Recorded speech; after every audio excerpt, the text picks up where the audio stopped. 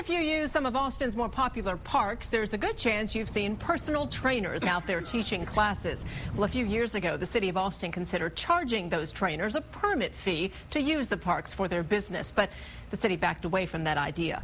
All new at 6 tonight, KXAN City reporter Reagan Hackelman explains why the idea is once again being considered by the city.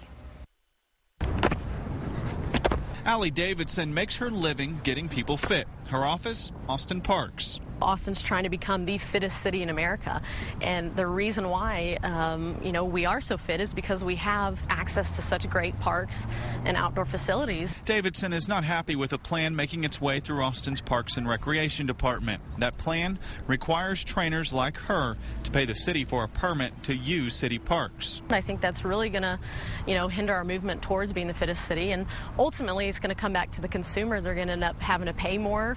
What we need to make sure is that any organized use does not negatively impact the public's general right to enjoy the lake. To do that, the city says they will look into making fitness zones, areas where trainers with permits can teach classes.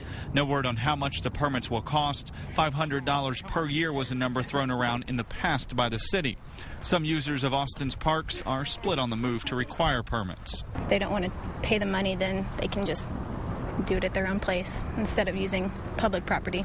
No, I think it's ridiculous. It's public park space. Just want their piece of the pie. Reagan Hackelman, KXAN Austin News.